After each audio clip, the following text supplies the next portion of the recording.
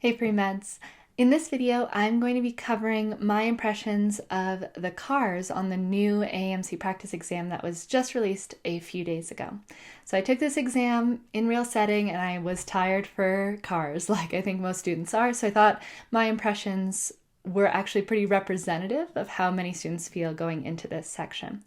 And I will admit, like with most sections of CARs on many exams, there was one killer passage. There was a passage where I got into it and I immediately was like, this is gross. I don't want to read this. It's boring. It's not a boring subject. I don't follow the argument at all. And the questions were also tricky, annoying, felt difficult for me.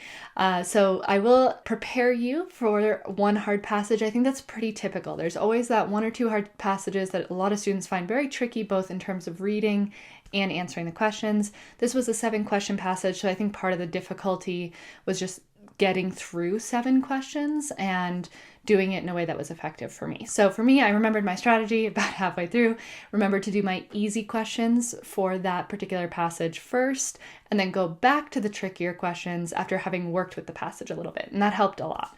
So remember to build a solid strategy for how you're going to approach those tougher passages, and definitely anticipate that they will show up on test day.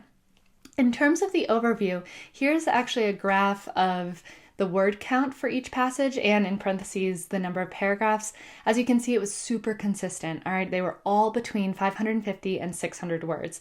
Very consistent. 4 to 6 paragraphs per passage, so nothing too long. So students did report that the CARs felt longer. I'm wondering if that just felt different on their screen. So often the type on the screen of your actual exam will be a little bigger than if you're using a laptop or an external monitor. So it could be that it felt like you were scrolling more. If you were retaking, you said, no, it felt a lot longer, Amanda, I don't know what you're talking about.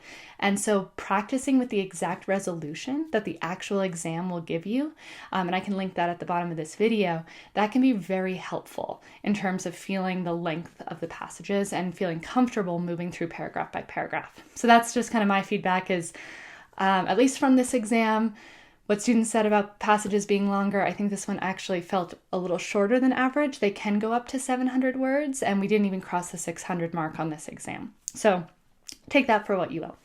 In terms of the breakdown, it was all very similar.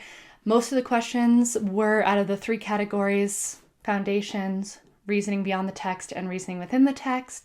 Reasoning beyond the text was the highest number of questions, followed by reasoning within and then foundations.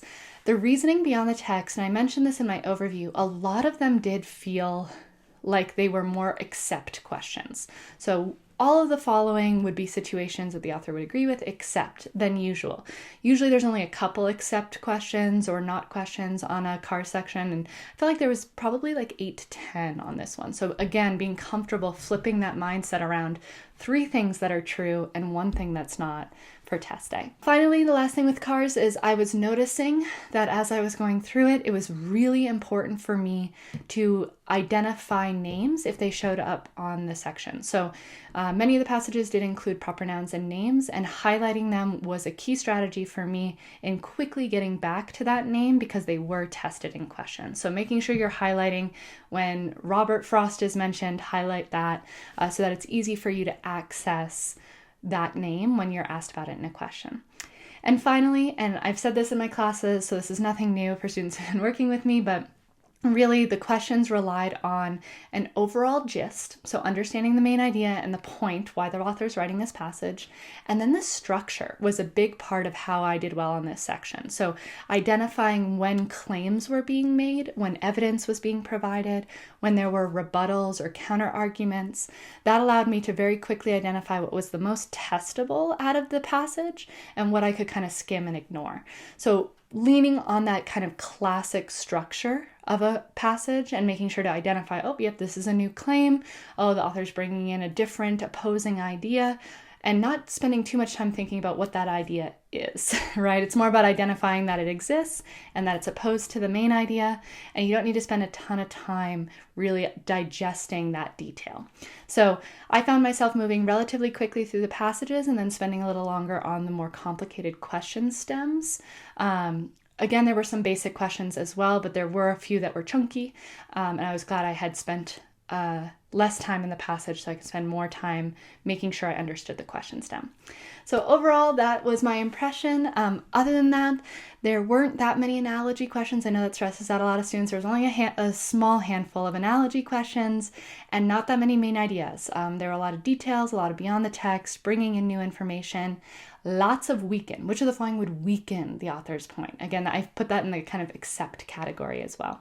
So making sure to practice with those, doing a lot of just general basic reading, getting comfortable with your car skills, and expect it to be typical to the length that you're practicing on your practice exams. So hopefully that was helpful for you. Stay tuned for my next video on analyzing the bio-biochem section. Happy studying.